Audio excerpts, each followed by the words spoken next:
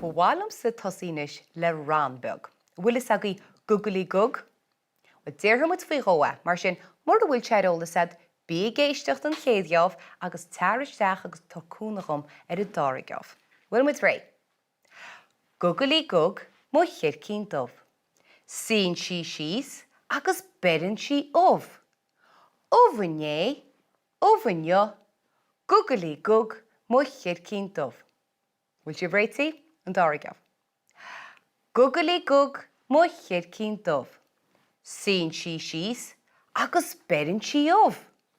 Óbhané, óbhaneo, Gugalaí Gug, Mo Chircín Dubh.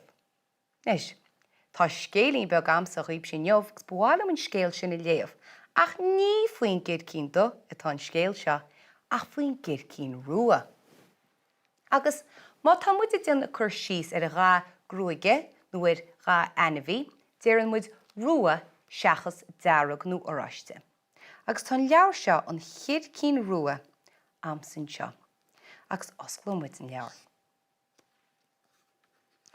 Agus tá coppla charachtar sa leabhar seo an Chircín Rua, agus cuoinech líb an tóra an le hána ó bhacaí tú mo héimo sin. Dúirt muid séimo sin, gra sémas cinál beag chur muid ag deire a ainm. Mar a chéile seo, an chearc, an Chircín. Gus na charachtar eile tá sa scéal. An máda, an cut, an francach, gus bheith muid a caint ar a grinneocht, an chrinneocht. Cuireann muid crinneocht ar a bhelim, baineann muid agus déanann muid plúr as. Agus an sin úsáideann muid plúr sa gisteanach. Nis, cuireann muid tús leis a scéal. I gabhró sé blum an chrinneocht a chur ar san Chircín Rua. Fan go fóil ar san francach, an cut agus an máda. Déanna me héin an chrinneocht a chur ar san Chircín Rua. Agus tá sí chuir na crinneochta I héin. Tá sí an chrathach ar a bhelim an sin.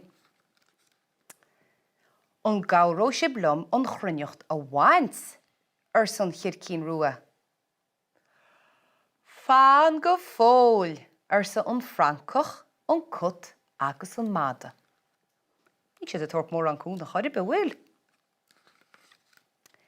Déanna me héin an chrinneocht a bhaint ar san Chircín Rua. Tá an Chircín an chrathach ar a bhelim seo le héin. An gabhró sé blum an chrinneocht a bheilt ar sa an Chircín Rua. Fan go fóil ar san francach, an cut agus an máda. Mas tú bhfuil siad sin cinál líon leisciúil. Déanna me héin an chrinneocht a bheilt ar san Chircín Rua. An gabhró sé blum an trán a focail ar san Chircín Rua. Fan go fóil ar sa an francach, an cut agus an máda.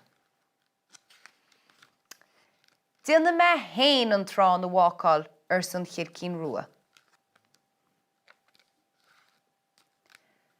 I gabhró sé blum an trán éiche ar san Chircín Rua. Mas tú dúra siad cúna inis? Cínte ar san francach, an cut agus an máda. Gus tá hen go muig an máda an seo agus dú leige sa trán. Ar san Chircín Rua. Fannaigí go fóil. Déanna me héin an trán seo éiche.